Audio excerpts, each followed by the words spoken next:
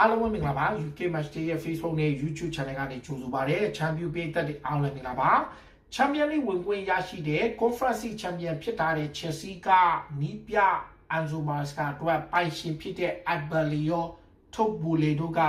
ဒါဘယ်လိုပြောမလဲတိုက်စစ်မှုနဲ့တောင်ပန်တွေကိုစပြီးဖြည့်ဖို့ကြိုးပမ်းပြီးဖြစ်တယ်ဆိုတော့ပြီးခဲ့တဲ့ရက်ပိုင်းကပဲ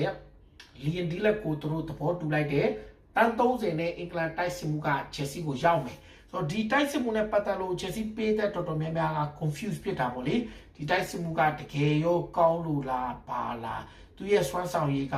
အခြားကစားသမားတွေနဲ့မထူးခြားတဲ့အခြေအနေရှိပြီးတော့ဘာအတွက် Chelsea ကခေါ်တာလဲဆိုတဲ့မိကုန်းတွေလည်းရှိတယ်။ဘာကြောင့်လဲဆိုတော့အခုလက်ရှိ Nicholas Jackson နဲ့သူမကွာကိုမကွာဖြစ်နေတဲ့အချိန်အတွက်ကြောင့်ဒါတော်တော်များများကဝေဖန်ကြတာပေါ့လေ။ဆိုတော့အခုလောလောဆယ်မှာသူတို့ Chelsea ခေါ်လိုက်တဲ့အထက်ကလည်းပြန်ကြည့်တော့လေပြီးခဲ့တဲ့ရာသီ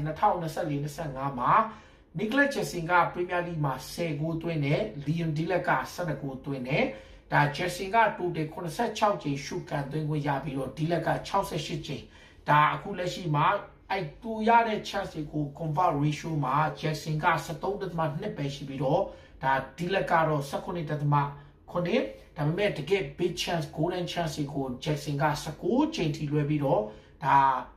Liam Delap က10ချိန်လွှဲထားတယ်ဆိုတော့အဲ့ဒီချက်တွေကြောင့်တချို့ကလည်းတွေးဝင်နေတာပေါ့လေဆိုတော့အခုဘာဖြစ်ဖြစ် Chelsea ကိုအဲ့ကစားမရရှိမှာ Christopher Nkunku ထွက်ပြီး Nkunku ကို Premier League club အသင်းအချို့လိုက်တယ် Chelsea ကတော့90လောက်ရရင်ရောင်းဖို့ပြင်ထားပြီးတော့နောက်ထပ် position နဲ့ကြည့်တဲ့အချိန်မှာ Victor Gyökeres ကို Chelsea ကတွားရောက်ဆွေးနွေးပြီးတော့စုံစမ်းခဲ့တဲ့အကြောင်းဖော်ပြလာတယ် Gyökeres ကို Arsenal ကတောက်လျှောက်ခေါ်ဖို့လုပ်ပြီးမှနောက်ဆုံး Benjamin Sesko ဘက်ကိုပြောင်းသွားတဲ့အချိန်မှာ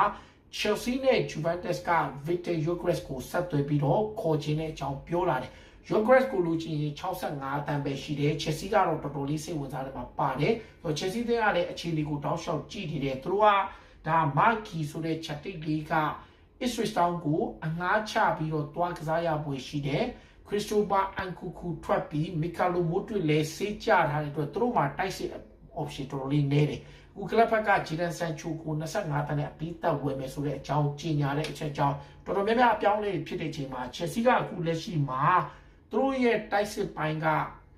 လိုပြောမလဲ Gyökeres က Osimhen ရဲ့ဒါပေမဲ့သူတို့တောင်ပန် position အတွက်ကို Nico Williams ကိုတောက်လျှောက်စိတ်ဝင်စားနေတယ် Simon Phillips ဆိုတဲ့ဒါဒီ source ကပေါ်ပြချက်ရ Chelsea က Nico Williams ကိုတွားရောက်ဆက်သွယ်ထားတယ်သူတို့ Champions League ဝင်ထားတဲ့အတွက် Nico Williams ကို attractive ဖြစ်အောင်သူတို့စီးရုံးထားနိုင်တယ်ဒီကစားမရဲ့ယိုချီစာချုပ်ကယူရို68တန်းရှိတော့ Chelsea က okay မင်းရဲ့ယိုချီစာချုပ်ကိုငါတို့ပေးဖို့အသင့်ရှိတယ်ဆိုတဲ့ပုံစံတွေနဲ့ဆွေးနွေးနေတယ်ဆိုတော့ Chelsea ဘက်ကအခုလောလောဆယ်အနေထားရဒါ Rafael Leao တို့ဘာတို့လိုဒီကစားမတွေကဈေးလေးကြီးတယ်ဆို Chelsea ကိုယ်တိုင်လည်းအဲ့လောက်ခေါ်မှာမဟုတ်ဘူးတော့အခုလောလောဆယ်မှာဒါ club ဘက်က Nico Williams ကိုတော်တော်လေးဦးစားပေးဒါသူတို့ဘက်ကစိတ်ဝင်စားနေပြီးတော့ Chelsea အနေနဲ့အခု Gyökeres နဲ့ Osimhen တို့တိုက်စစ်အတွဲကိုထပ်ပြီးကြည့်ရမယ်ကျွန်တော်အနေတော့ Chelsea ဘက်ကဒါဘာဖြစ်ဖြစ်တကယ်ကိုကောင်းမွန်တဲ့ခေါ်ယူမှုတွေကိုတောက်လျှောက်လုပ်နိုင်သလိုသူတို့ဦးစားပေးကစံတပတ်ပဲဒါပေမဲ့အခုတိုက်စစ်ကတော့ဒါဘယ်လိုပဲဖြစ်ဖြစ်အခင်းချင်းကတော့သူတို့ဒါသူတေချာပေါက်ဖြည့်မှာဖြစ်တယ်ဆိုတော့ Marky Ipswich Town ကိုအငှားတွားကစားနိုင်ပွဲရှိတယ် Christopher Nkunku maybe Premier League club တွေနဲ့လည်းအဆုံးသတ်သွားနိုင်တော့ maybe တခြားအပြောင်းရွှေ့လည်းဖြစ်သွားနိုင်ပေမဲ့တေချာတော့ Chelsea က Gyökeres နဲ့ Osimhen ကိုဆက်သွယ်ခဲ့သလို Nico Williams ကိုလည်းချင်းကပ်ခဲ့ပြီးတော့သူတို့ရဲ့တောင်ပန်နဲ့တိုက်စစ်ပိုင်းကိုအားဖြည့်ဖို့ Chelsea ပိုင်ရှင်တွေစတင်ကြိုးပမ်းနေတာဖြစ်ပါတယ်အားလုံးကျေးဇူးတင်ပါတယ်